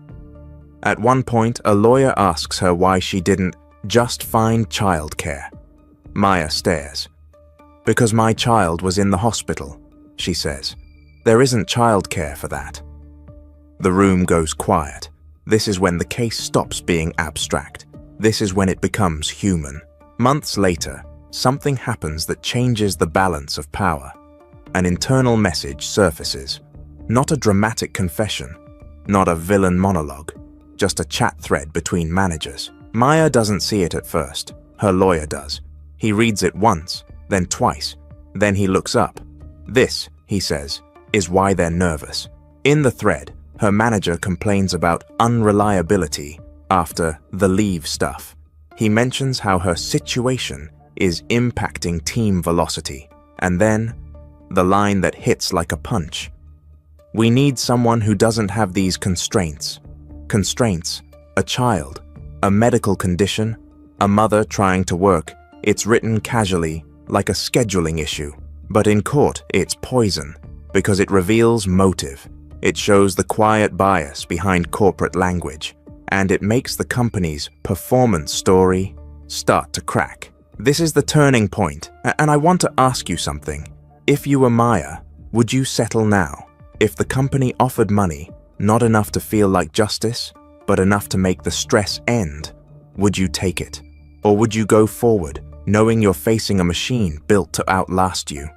Let me know in the comments, because the answer says a lot about what we think justice actually is. Maya doesn't settle. Not at first. She keeps going.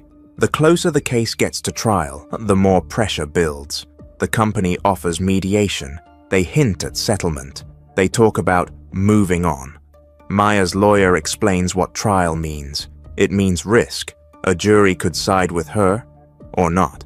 It means public testimony. It means her personal life being dissected. Maya thinks about Eli. She thinks about what it felt like to be erased by a calendar invite. She thinks about the next mother inside that company who will be told her kid is a constraint, and she decides to put it in front of a jury. Trial isn't cinematic, not most of the time. It's slow, methodical, paperwork brought to life. But there are moments where the room changes. Maya sits at the witness stand. She describes her job, her performance, her life. She describes the accommodation request, the shift, the PIP, the termination call. When the company's lawyer asks her why she didn't communicate better, Maya answers quietly. "I did," she says. "I communicated constantly. The moment I asked for help, they started writing me out." Her lawyer shows the jury the timeline, not in bullet points. In reality, the praise emails, the metrics, the accommodations paperwork, the PIP, the termination, then the internal messages, the manager's chat, the word constraints. You can feel the air change. Jurors lean forward because everyone understands that word. We all know what it means to be labeled an inconvenience. The company calls its witnesses, executives, HR, the manager. They speak in corporate phrasing. "We followed policy. It was a business decision. We value diversity." But under cross-examination, the story phrase. Why was the PIP created right after the accommodation request? Why are the alleged performance issues not reflected in prior reviews? Why did the manager write constraints? The manager tries to explain. He says he meant availability. He says he was worried about team outcomes. He doesn't say the quiet part, that in many companies the ideal employee is the one with no life, no emergencies, no children, no needs. And when an employee proves they are human, the system treats it like a flaw. After closing arguments, the jury deliberates. Maya waits. This is the part nobody can prepare you for, because for months, sometimes years, you live inside the fight. And then suddenly, the fight goes silent. You sit in a hallway. You stare at the carpet. You imagine every outcome. Your phone buzzes. A text from your child's teacher. A reminder that life keeps going no matter what 12 strangers decide. Then the courtroom doors open. Everyone stands. The jury files in. The foreperson holds a sheet of paper. Maya's heart hammers so loudly she can barely hear the judge ask for the verdict. The foreperson clears their throat and reads words that don't sound real at first.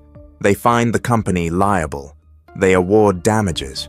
The number is so large it almost feels like someone misread it. $8.7 million. A gasp ripples through the room. Maya doesn't cry immediately. She just closes her eyes, not because she's celebrating money, but because for the first time since that quick sync invite, someone in power has said, out loud, that what happened to her wasn't normal. It wasn't her fault, it was wrong. After the verdict, the company does what big companies always do. They issue a statement. They respect the process. They disagree with the outcome. They remain committed to values. They consider appeal. They negotiate behind closed doors. And eventually, the payout becomes real. A number on paper, a check, a transfer, $8.7 million. But money is a strange thing in stories like this. People who have never been inside a legal fight hear the number and think, she won. As if the win erases the months of fear. As if it restores the lost sleep. As if it rewinds the moment her son asked why she looked sad. Maya uses the money practically. She pays debts. She builds savings. She secures healthcare. She creates a safety net she never had. But she also carries something else. A scar. Because even with the payout, she learned a lesson the hard way. In the modern workplace, loyalty isn't always returned. And the people most vulnerable, single parents, caregivers, anyone with responsibilities outside a conference room, are often the first to be punished for being human. This case doesn't just expose one manager, it exposes a system where culture fit can mean no needs, a system where high performance is celebrated until you ask for accommodation, a system where HR's job is not always protecting employees, It's protecting the company. And if you've ever wondered why so many people fear taking leave they're legally entitled to, this is why. Because somewhere deep down, they know what Maya learned. When you request protection, you announce vulnerability. And some managers treat vulnerability like an invitation. So let's circle back to that first scene. The kitchen, the cereal bowl, the quick sink. Maya didn't know she was stepping onto a trap door, but she did something that changed the outcome. She documented, she asked questions, she refused to accept a corporate story that didn't match reality, and she took a fight that was designed to stay invisible and dragged it into the light. Here's the final question I'll leave you with. If a global tech giant can erase a single mom with a calendar invite, what does that mean for everyone else who doesn't have a lawyer's phone number or the energy to fight for years? Because for every Maya who wins $8.7 million, there are countless others who just disappear. They don't get headlines. They don't get justice. They just get replaced. And that's the real story behind the glossy slogans. Not innovation, replacement. If you've ever experienced something like this, a manager turning cold the moment you needed flexibility, a sudden PIP after you asked for help, share your story below. Because the only way these patterns change is when people stop suffering in silence. And remember, sometimes the most powerful thing you can do in a system built to erase you is to leave a record that refuses to disappear. Let me see your papers right now. Excuse me, I'm a licensed pharmacist. I work here. I don't care what you claim to be. Show me your identification and proof of citizenship. Officer, I'm an American citizen. I was born in Houston, Texas. This is harassment. Officer Blake Morrison believed he was doing his job. An anonymous tip, that was it. Suspicious black woman working at a pharmacy. Possible identity theft. In his head, asking for ID was routine, and he expected immediate compliance. He had stopped countless people on nothing more than appearance. Never questioned, never challenged. But when he strode into Hayes Pharmacy on a bright Wednesday afternoon and demanded papers from the woman behind the counter, he made a disastrous miscalculation. Dr. Vanessa Mitchell, a licensed pharmacist with 15 years of experience who was born and raised in Houston, Texas, knew exactly what was happening. And when she refused his unlawful demand, citing the Fourth Amendment and her right to be free from unreasonable seizures, Officer Morrison made a chain of decisions that would cost the city of Phoenix $15.9 million. Honor, before we continue, where are you watching from right now? If this is your first time here, please hit that subscribe button. Stories like these need to be shared, and your support helps us bring even more truth to light. Morrison had been with the Phoenix Police Department for 7 years, working the Central City Precinct with a reputation for hard-nosed street enforcement. He had been named in 5 civilian complaints, each alleging racial profiling and constitutional violations, but none had resulted in meaningful discipline. His supervisors praised his proactive policing, his willingness to make stops that other officers might hesitate on. In reality, Morrison operated on the assumption that his badge gave him the authority to demand identification from anyone he deemed suspicious, that the Fourth Amendment's protections against unreasonable seizures didn't apply when he had a hunch. He had stopped dozens of black and brown people demanding papers, conducting searches, making arrests, and until that Wednesday afternoon, no one had challenged him on constitutional grounds. The call had come in at 2:34 p.m., anonymous complaint about Hayes Pharmacy, a small independent pharmacy in a diverse neighborhood. The caller claimed there was a black woman working there who might be using a stolen identity, possibly undocumented, suspicious behavior behind the counter. No specifics, no evidence, just vague accusations that should have been investigated properly before any action was taken. But Morrison didn't wait. He grabbed his partner, Officer Rachel Brennan, and headed to the pharmacy. Both officers activated their body cameras as they parked in front of the storefront at 3:07 p.m. the Arizona sun blazing overhead, creating harsh shadows on the pavement and perfect lighting for the cameras. Hayes Pharmacy sat in a small strip mall, a modest establishment with large windows displaying health and wellness posters.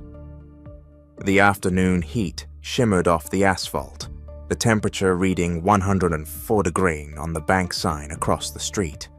Inside, the air conditioning provided relief, and several customers browsed the aisles while two people waited at the pharmacy counter. Dr. Vanessa Mitchell was behind the elevated counter, her white pharmacist coat crisp and professional, her name tag clearly visible. Dr. Vanessa Mitchell, PharmD. She was processing a prescription for an elderly man, explaining dosage instructions with the patience and expertise that had earned her a loyal customer base over the past 8 years. Morrison's body camera captured his approach as he pushed through the glass door, the bell chiming softly. Brennan's camera provided a side angle, recording the interior, neatly organized shelves, a pharmacy counter at the back with separate drop-off and pick-up windows, health information pamphlets displayed on a rack, everything clean and professional. Morrison walked directly toward the pharmacy counter, his hand resting on his belt, his posture radiating authority and aggression. The afternoon sun streaming through the windows created perfect visibility, every detail captured in sharp clarity. "Excuse me," Morrison called out, his voice carrying across the small space and interrupting Vanessa mid-sentence. "I need to speak with you." He pointed directly at Vanessa, his gesture captured on both cameras. Vanessa finished explaining the prescription to the elderly man, maintaining her professional composure despite the interruption. "Have a great day, Mr. Patterson. Call us if you have any questions." She handed him his medication, watched him shuffle away with his walker, then turned to face Morrison. Brennan's camera captured her expression, composed, professional, a woman in her late 30s with natural hair, pulled back in a neat bun, wearing the white coat that clearly identified her as the pharmacist. "How can I help you, officer?" Morrison stepped closer to the counter, his camera recording his view as he approached, the pharmacy license and certifications visible on the wall behind Vanessa. "I need to see your identification and documentation, proving you're authorized to work in this country." The request hung in the air, captured on both body cameras and crystal-clear audio. The customers in the store stopped moving, conversations halting mid-sentence. The woman waiting at the pickup window took a step back, her face showing shock. Vanessa's expression shifted from professional courtesy to confusion, then to dawning realization of what was happening. "I'm sorry, what?" "Your identification and work authorization papers," Morrison repeated, his tone suggesting this was a routine request, his voice carrying the assumption that compliance was mandatory.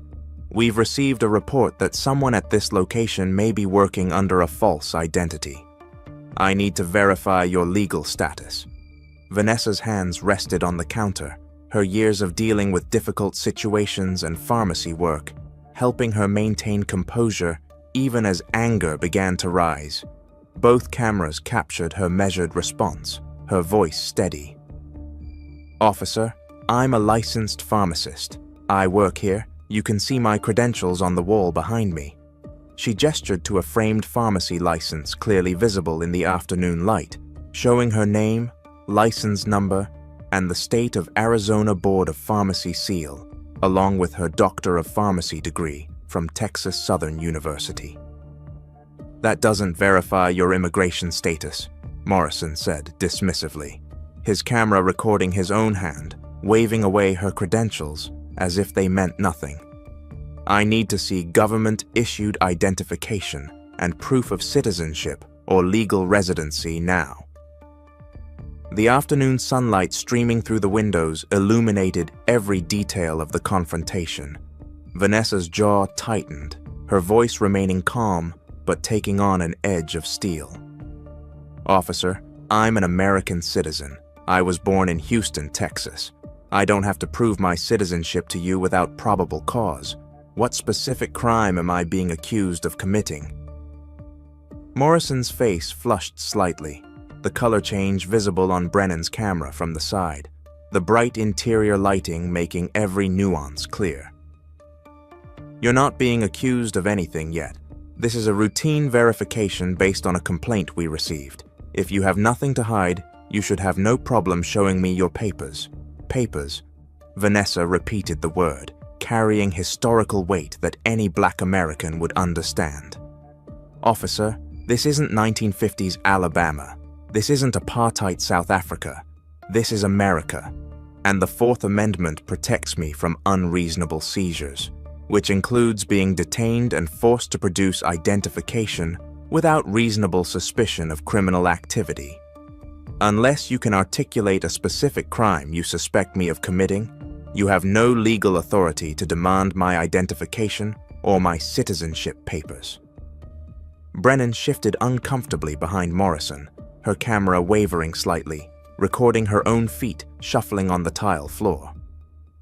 She recognized the constitutional issue immediately, had sat through enough training to know that demanding identification without reasonable suspicion violated the Fourth Amendment.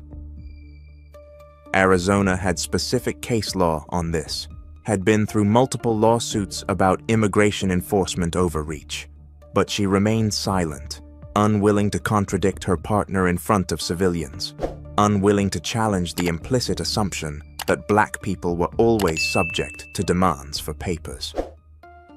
Should police officers be allowed to demand identification without reasonable suspicion? Comment below. This wasn't just about one pharmacist. This was about whether the Fourth Amendment protects all Americans equally, or whether looking a certain way is enough to justify being treated as suspicious. Morrison leaned against the counter, his camera recording his own hands as they gripped the edge. "Ma'am, I'm trying to be reasonable here. A complaint was filed. I'm required to investigate now. You can cooperate and show me your ID, or we can do this the hard way."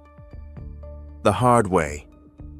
Vanessa's voice rose slightly, her professional composure cracking under the weight of what was happening. "Officer, what you're doing right now is racial profiling. You walked into my place of employment and immediately demanded papers without any probable cause, without any reasonable suspicion, without any legal justification whatsoever. The only thing you're basing this on is the color of my skin. That's not policing, that's harassment. The CCTV system captured the entire confrontation from multiple angles mounted throughout the store. 3 cameras covered different zones. One at the entrance showing Morrison and Brennan's arrival, one behind the cash register, providing a wide view of the sales floor and pharmacy counter, and one positioned above the pharmacy workspace, capturing the area behind the counter.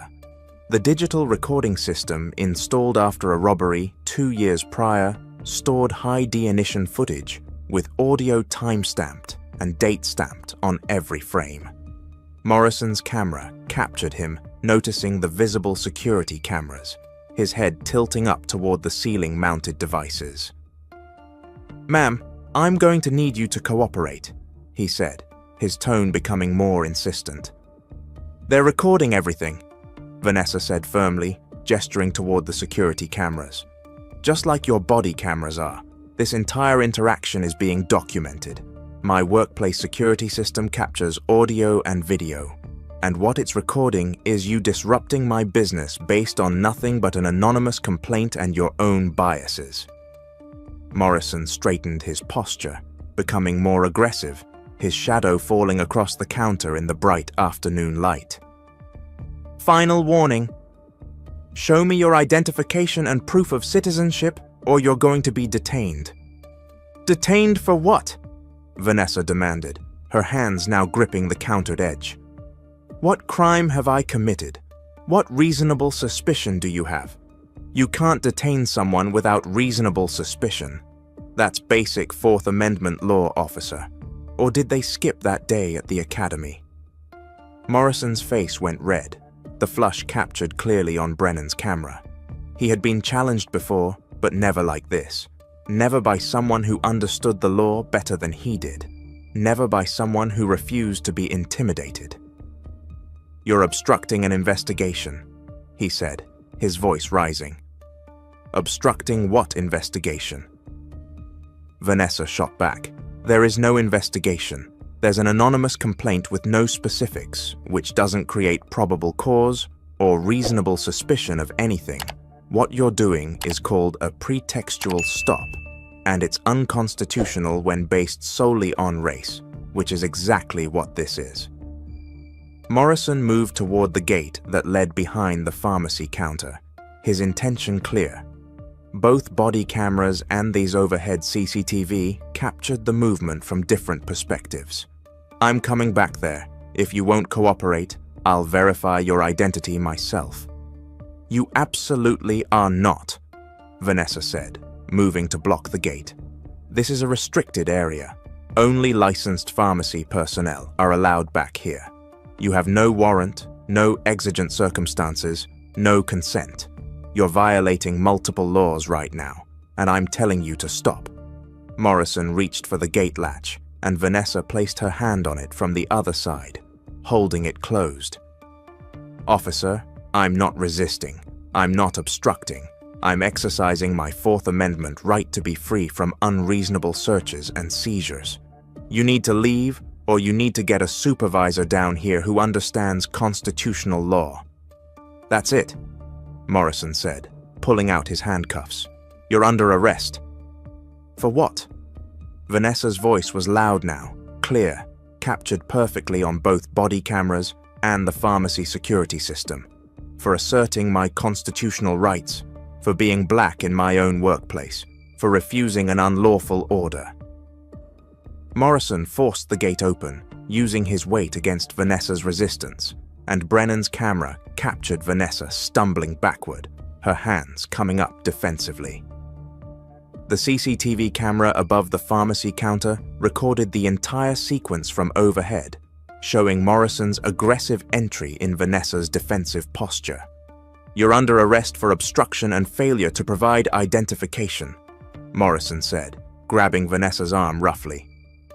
"This is illegal," Vanessa said, trying to pull away, her voice shaking with a mixture of fear and fury.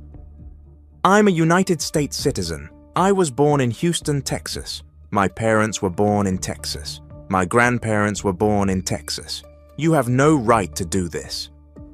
Morrison spun her around, pulling her arms behind her back, his body camera recording his own perspective as he snapped handcuffs around her wrists. The metallic click echoed on both audio feeds, captured with perfect clarity. The CCTV footage showed customers throughout the store frozen in shock, watching the arrest unfold. One customer near the entrance stood with her hand over her mouth. Another backed away toward the door. "Officer Brennan, check her purse for identification." Morrison ordered his camera recording Vanessa's purse sitting on a shelf behind the pharmacy counter. Brennan hesitated, her camera recording her own reluctance, her feet not moving. "We don't have consent or a warrant," she said quietly. "She's under arrest. We have the right to search her belongings incident to arrest," Morrison replied, his voice hard. Brennan's camera recorded her walking slowly behind the counter, picking up Vanessa's purse with obvious reluctance, opening it. Her camera captured the contents: a wallet, car keys, a stethoscope, prescription pads, chapstick, nothing suspicious, nothing illegal. She opened the wallet and her camera captured a Texas driver's license with Vanessa's photo, clearly showing Vanessa Lynn Mitchell, Houston, Texas, DOB, March 15, 1986. A U.S. passport card showing the same information with the gold eagle emblem of the United States. The Social Security card. A DEA registration card showing her authorization to prescribe controlled substances. Credit cards, insurance cards, everything you would expect from a legitimate professional. "She's got a Texas driver's license and a passport card," Brennan said quietly, her voice captured on both cameras. She's American, born in Houston, like she said.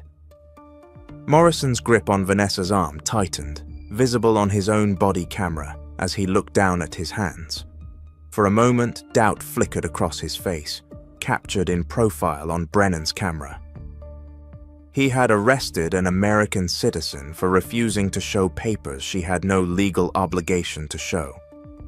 The realization was beginning to sink in. "Process her anyway," he said, his voice defensive. She obstructed the investigation. "What investigation?" Vanessa's voice was clear despite the handcuffs, despite being held by Morrison. "You just admitted I'm American. You found my documentation showing I was born here. This entire stop was unlawful from the beginning. You violated my Fourth Amendment rights, and now you're doubling down with a false arrest." Morrison walked Vanessa toward the door, his camera recording the path through the pharmacy, past staring customers, past the young woman behind the cash register who was crying. Brennan's camera captured the scene from behind. Vanessa and handcuffs, her white pharmacist coat still on. Her name tag visible, being arrested in her own workplace. Their entrance camera recorded them exiting, the timestamp reading 3:24 p.m., 17 minutes after they had arrived. The afternoon sun was blinding as they exited into the parking lot, the heat hitting them like a physical force. Morrison's camera recorded him opening the back door of the patrol car. "Watch your head," he said, pushing Vanessa into the seat with more force than necessary. Vanessa sat in the back of the car, Morrison's camera recording her through the metal grate separating front and back. Sweat was already beating on her face from the heat of the enclosed vehicle. She took a deep breath, composed herself with visible effort, and looked directly at Morrison's body camera lens. "My name is Dr. Vanessa Lynn Mitchell. I am a licensed pharmacist and a United States citizen. I was born in Houston, Texas on March 15th, 1986. I have never been arrested before. I have never committed a crime. Officer Blake Morrison, badge number 4729, entered my workplace and demanded that I produce citizenship papers without any probable cause or reasonable suspicion of criminal activity. When I cited the Fourth Amendment and refused his unlawful order, he arrested me. This is racial profiling. This is a violation of my constitutional rights. This is what happens when Black Americans are treated as suspicious simply for existing in their own country." The statement was captured in perfect clarity on Morrison's body camera. Every word preserved, time-stamped, geotagged. It would become the opening exhibit in the federal lawsuit that would dismantle Morrison's career and cost Phoenix millions. Brennan climbed into the passenger seat, her camera recording Morrison's profile as he sat in the driver's seat, staring straight ahead, his jaw working. "Blake," she said quietly, her voice almost a whisper, but still picked up by both microphones. "This is bad. She's right. We didn't have reasonable suspicion. The stop was unconstitutional, and we arrested her for asserting her rights. This is going to be a problem." "Drive," Morrison said, his voice tight. The journey to the precinct took 30 minutes through afternoon traffic. Both body cameras remained active, recording the drive.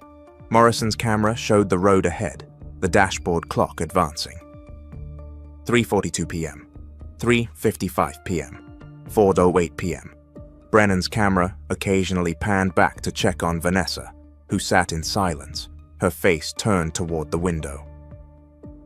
Sweat soaking through her white coat in the inadequately cooled back seat. At the station, they processed her for obstruction of justice and failure to provide identification. Morrison's camera recorded the booking officer's expression when he explained the arrest, the way his eyebrows shot up when he heard the details. "You arrested a pharmacist for not showing you ID?" the booking officer asked, his voice careful, his skepticism evident. "At her place of work, where her license is displayed on the wall." She obstructed an investigation, Morrison said, his camera recording his own hands as they filled out the arrest report. What investigation? We received a complaint about possible identity theft, and what evidence did you observe that supported the complaint? Silence. Morrison's camera recorded his own pause. The way his pen stopped moving across the paper. Did you have reasonable suspicion to demand ID? The booking officer pressed, looking between Morrison and Brennan. The complaint gave us reasonable suspicion, Morrison replied, but his voice lacked conviction. An anonymous complaint with no specifics doesn't create reasonable suspicion, the booking officer said flatly. You know that we've been sued over this before, multiple times. He looked at Brennan. You know this is going to be a problem, right? Brennan's camera recorded her nod, her voice quiet. I know. They processed Vanessa anyway. Fingerprints, photos, a mugshot that would later be plastered across news websites and social media. Her pharmacy license number was run through databases showing a spotless record. Her name was run through criminal databases showing 0 arrests, 0 warrants, 0 anything. She was exactly who she said she was, a law-abiding professional with 15 years of service to her community. Vanessa was placed in a holding cell. Morrison's camera recording her being led away, her white coat wrinkled now, her professional demeanor maintained despite the humiliation. She didn't look back at Morrison, didn't acknowledge him, just walked with her shoulders straight to the cell. She was held for 7 hours before being released on her own recognizance. The charges, obstruction of justice and failure to provide identification during a lawful investigation. The arrest was public record. Her mugshot entered into the system. Her professional reputation potentially damaged by association with criminal charges. But Vanessa Mitchell hadn't spent 15 years building her career to be intimidated by an illegal arrest. 5 days after her release, she walked into the offices of the American Civil Liberties Union of Arizona.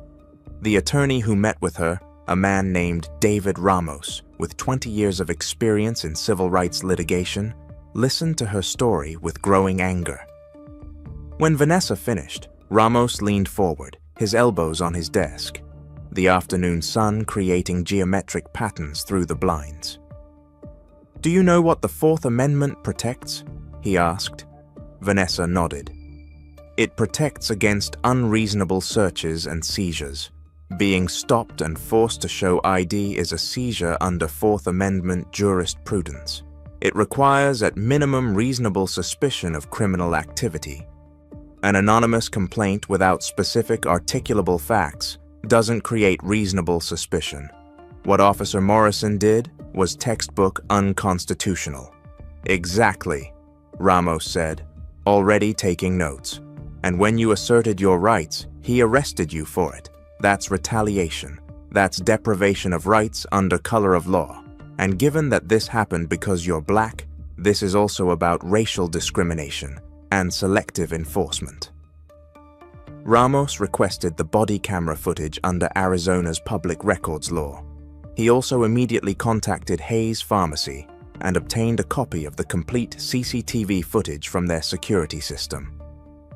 When everything arrived 3 weeks later, he watched every second.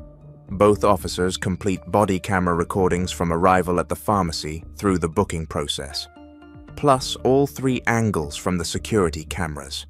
The footage was devastating to the city's case. The CCTV system provided perspectives the body cameras couldn't capture. Wide angles showing the entire store layout. Overhead views of Morrison's aggressive entry into the restricted pharmacy area. Clear footage of customer reactions throughout the store, and unobstructed audio from ceiling-mounted microphones that captured every word of the confrontation. The combined footage showed Vanessa calmly and accurately citing the Fourth Amendment, explaining why Morrison's demand was unlawful or offering to have him speak with her supervisor or the pharmacy owner if he had legitimate concerns. It showed Morrison's aggressive escalation, his racial profiling, his unlawful entry into the restricted pharmacy area, his retaliatory arrest. It showed Brennan's clear reluctance and her quiet admission that they didn't have reasonable suspicion. The CCTV footage captured details the body cameras missed. Morrison glancing up at the security cameras, but proceeding anyway.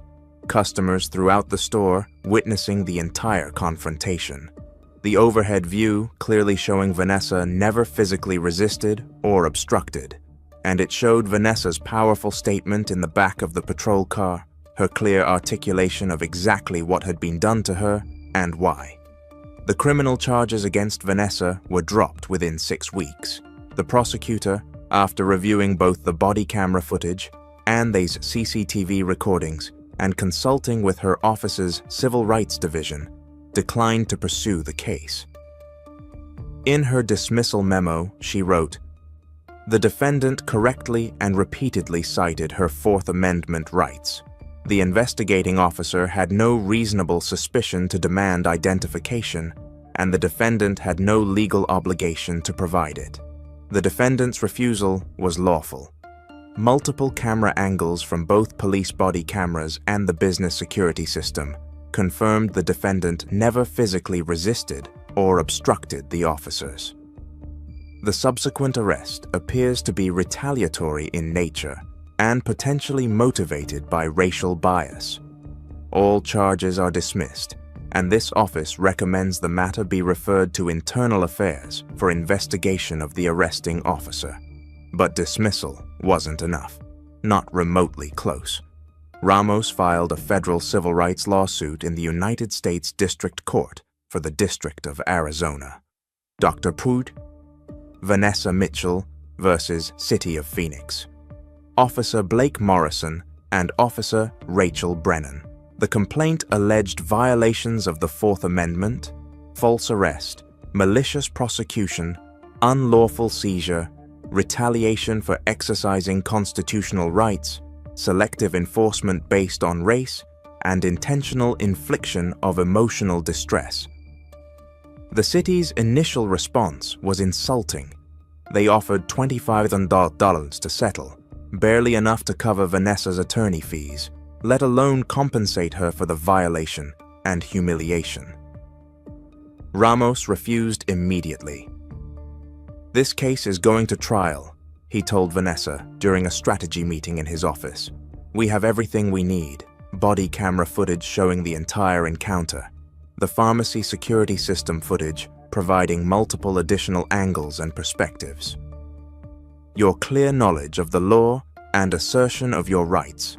Morrison's admission that you were American after he arrested you.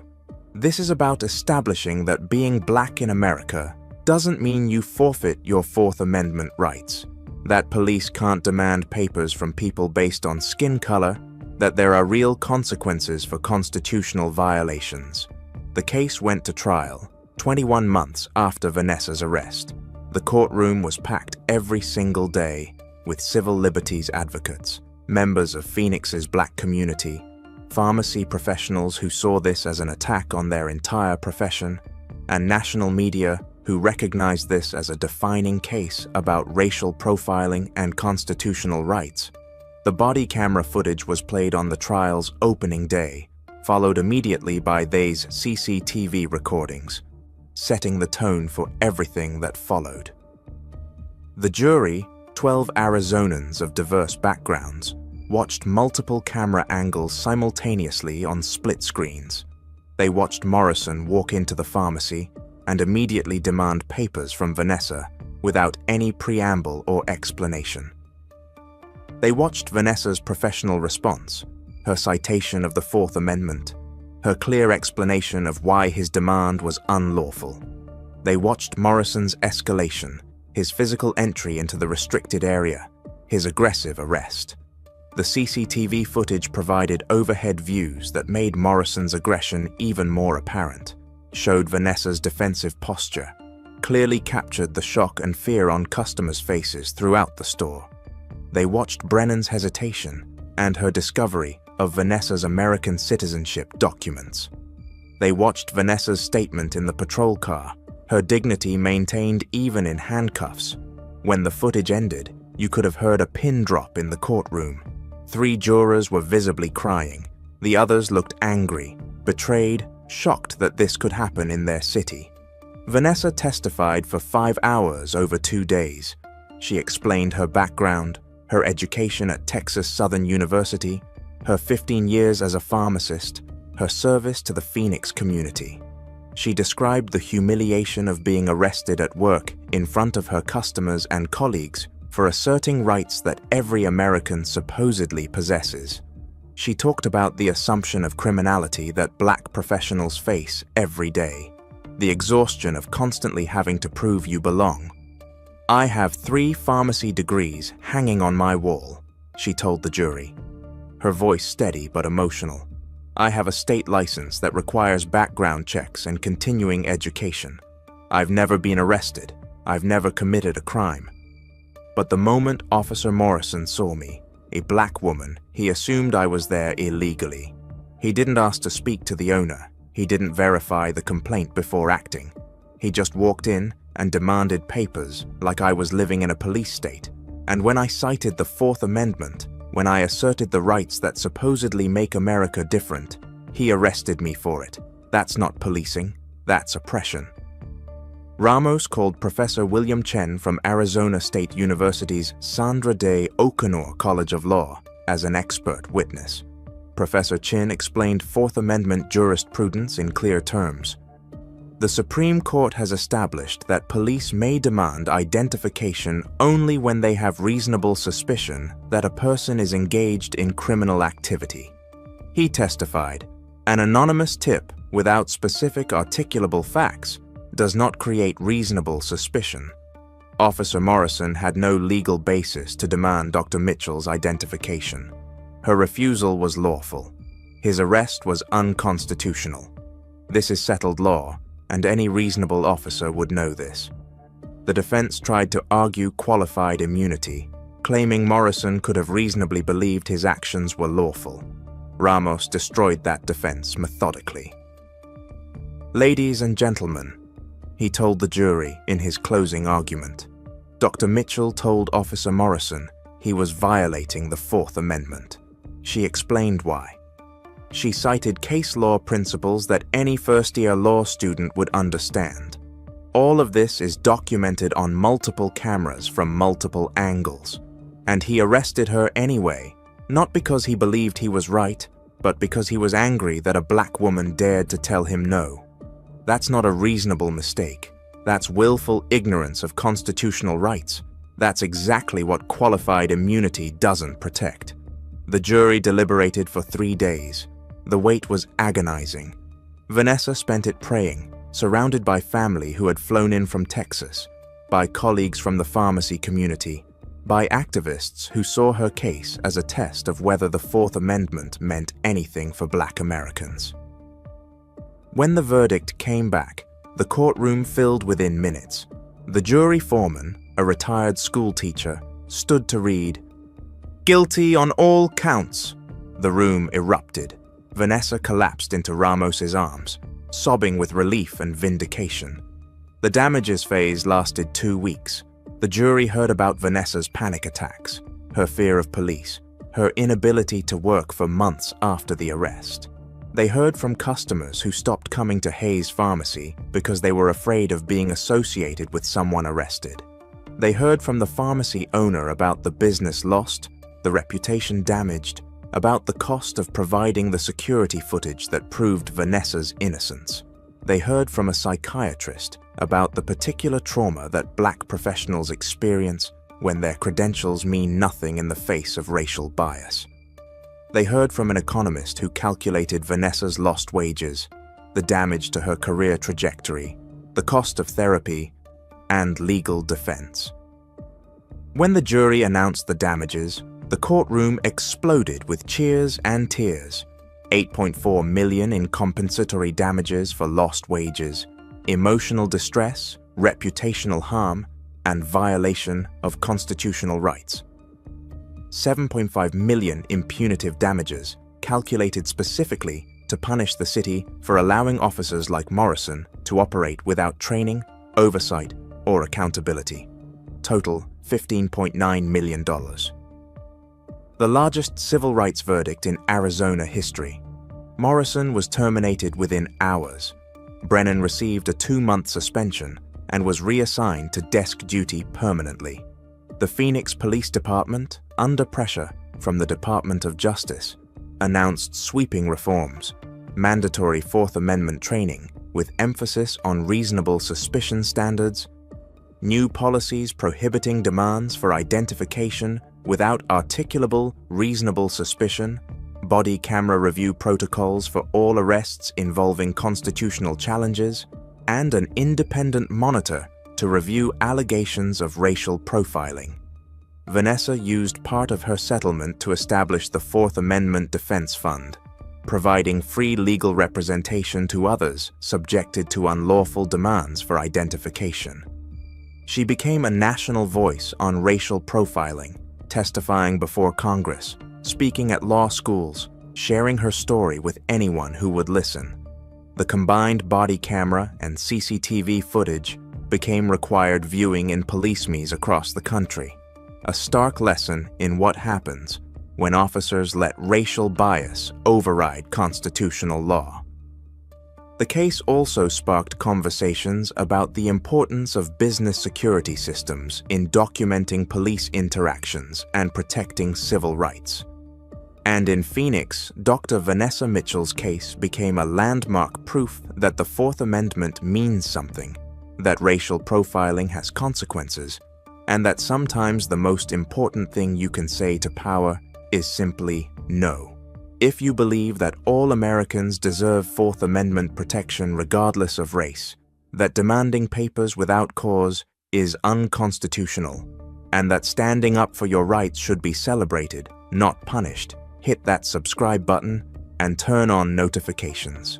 Tomorrow we have another story of courage triumphing over injustice. Because the truth recorded on body cameras and security systems and vindicated in court reminds us that we the people grant power to government, not the other way.